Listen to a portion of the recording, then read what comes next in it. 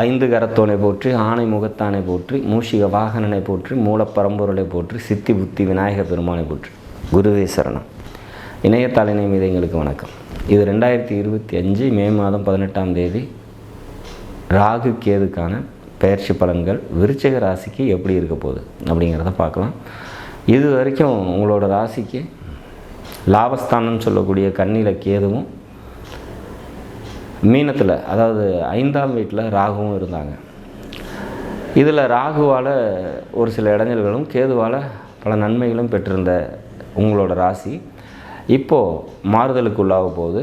சிம்மத்துக்கு, அதாவது உங்களோட ராசிக்கு 10ஆம் வீடுன்னு சொல்லக்கூடிய சிம்மத்துக்கு கேதுவும், உங்களோட ராசிக்கு 4ஆம் வீடு அப்படின்னு சொல்லக்கூடிய கும்ப ராசிக்கும் பார்த்திங்கனாக்கா பெயர்ச்சி ஆகிறாங்க வர மே மாதம் 18ஆம் நாள் திருக்கணித பஞ்சாங்கப்படி. சரி, இது எந்த மாதிரியான மாற்றத்தை தரும்? 10ல் ஒரு பாம்பாவது பாவியாவது இருக்கணும் அப்படின்னு சொல்லி ஜோதிட விதி சொல்லுது. அப்படி அந்த வகையில் 10ஆம் வீட்டில் ஒரு கேது என்ட்ராகிறது பார்த்திங்கன்னா சிறப்பு அப்படிங்கிறத சொல்லலாம். சொந்த தொழில் செய்கிறவங்களுக்கு ஒரு சில மாற்றங்கள் ஏற்படுறதுக்கான வாய்ப்புகள் உண்டு. மற்றபடி பொருளாதாரம் சம்மந்தப்பட்ட உயர்வு கடுமையான உழைப்பின் மூலம் நிச்சயமாக ஏற்படும் விருச்சிகத்தை பொறுத்த வரைக்கும் அப்படிங்கிற மாதிரியான ஒரு விஷயம். ராகு 4ல் உட்கார்றாரு. அப்போ படிச்சுட்டு இருக்கிறவங்க கூடுதல் கவனத்தோடு படிக்கணும் அப்படிங்கிற மாதிரியான விஷயம். வண்டி, வீடு, சொத்து இது தொடர்பான விஷயங்கள் கையாளும் போது கூடுதல் கவனத்தோடு இருக்கும். 4ஆம் பாவகம் பார்த்திங்கன்னா தாயாரை குறிக்கக்கூடிய பாவகம். அதில் ராகு உட்கார்றது தாயாரோட உடல்நிலையில் கூடுதல் கவனத்தோடு இருந்துக்கணும். வீடு, சொத்து சம்மந்தப்பட்ட விஷயத்தில் ஏதாவது மாற்றங்கள் செய்கிறீங்க, இல்லை புது ஒன்று விற்று ஒன்று வாங்குறீங்க, இல்லை ஏதாவது சம்மந்தப்படுறீங்க அப்படின்னா அதிலெல்லாம் கூடுதல் கவனத்தோடு இருந்துக்கிறது சிறப்பை தரும் அப்படிங்கிற மாதிரியான ஒரு விஷயம்.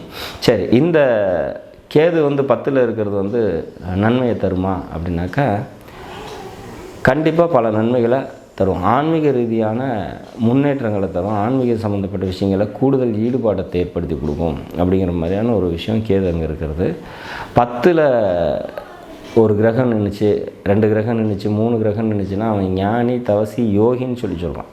அந்த வகையில் ஒரு பாவ கிரகம் 10ல் போய் நிற்கிறது பல நன்மைகளை தரக்கூடிய விதத்தில் அமைந்தே தீரும் அப்படிங்கிற மாதிரியான ஒரு விஷயம்.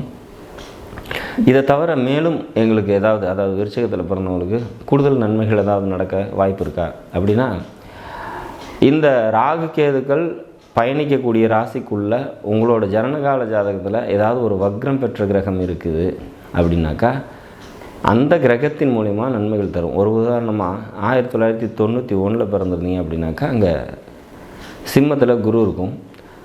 அந்த குரு வக்ர நிலையில் இருந்தார் அப்படின்னா அந்த குரு மேலே இப்போ இந்த கேது ட்ராவல் ஆகக்கூடிய டைம் உங்களுக்கு பொருளாதாரம் சம்மந்தப்பட்ட உயர்வு ஏற்படுத்தி கொடுக்கும். வக்ரம் பெற்றிருந்தால், வக்ரம் பெறாமல் இருக்கிற குருவாக இருந்தது அப்படின்னா பொருளாதார சிக்கலை ஏற்படுத்தி கொடுக்கும், பொருளாதார நெருக்கடியை கொடுக்கும். அப்போ வக்ரம் பெற்ற கிரகத்தின் மேலே இந்த ராகு கேதுக்கள் பயணிக்கும் போது பல நன்மைகளை தருது அப்படிங்கிறதுல மாற்றம் இல்லை.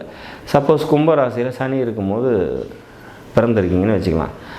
என்ன வருஷத்தில் அங்கே சனி இருந்துச்சு?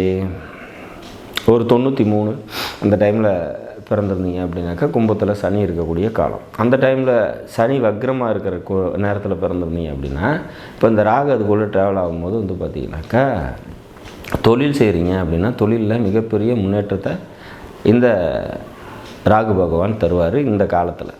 அப்போ பாவ கிரகம்னு சொல்லக்கூடிய இந்த ராகு கேதுக்கள் தீமைகளே தான் தரும் அப்படிங்கிற மாதிரியான விஷயத்துக்குள்ளே நம்ம போயிடக்கூடாது. 4ஆம் இடத்த சுகஸ்தானத்தில் பாம்பு கிரகம் வந்துருச்சு அப்படின்னா பரதேசம் போவான், சுகபோக வாழ்க்கை இருக்காது, வண்டி, மனம், வீடு, சொத்து இது சம்மந்தப்பட்ட பிரச்சனைகள்லாம் வருங்கிறதெல்லாம் நிஜம்தான்.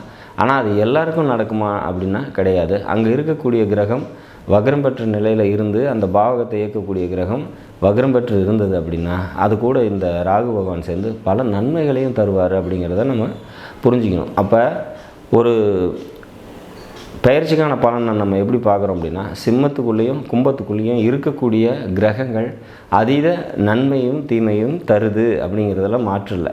அதே மாதிரி இந்த இடத்துல இந்த கும்பத்துக்குள்ளேயும் சிம்மத்துக்குள்ளேயும் வக்ரம் பெறாத ஏதாவது கிரகங்கள் இருந்ததுன்னா அந்த கிரக ரீதியான பாதிப்புகளும் நமக்கு உண்டு அப்படிங்கிறதையும் புரிஞ்சுக்கணும். ஸோ எப்போவுமே வக்ர நிலையில் இயங்கக்கூடிய ராகு கேதுகள் இன்னொரு வக்ரம் பெற்ற கிரகத்தோட ட்ராவல் ஆகும்போது அதன் வழியே பல நன்மைகளை உங்களுக்கு தரும் அப்படிங்கிற மாதிரியான ஒரு அமைப்பு.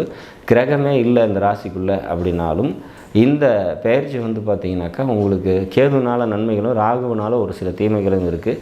இந்த தீமையான விஷயங்களை கம்மி பண்ணிக்கிறதுக்கும் நன்மைகளை மேற்கொண்டு அதிகப்படுத்திக்கிறதுக்கும் மனித முகமற்ற தெய்வ வழிபாடு கூடுதல் சிறப்பை தரும்.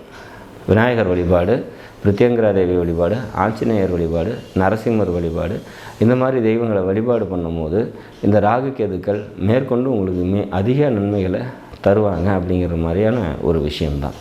எப்போவுமே ஒரு பெயர்ச்சி அப்படின்னு வந்துட்டாலே நம்ம அதுவும் வருட கிரகங்கள் பெயர்ச்சி அப்படின்னு வரும்போது நம்ம அதில் கூடுதல் கவனத்தோடு நம்ம பார்க்குறது உண்டு. அந்த வகையில் இந்த விருச்சிக ராசியை பொறுத்த வரைக்கும் இதுவரைக்கும் லாபஸ்தானத்தில் இருந்து நன்மை செஞ்ச கேது 10ஆம் இடத்துக்கு போயும் நன்மை தர விதத்திலே அமைகிறாரு அப்படிங்கிறதுல மாற்று இல்லை.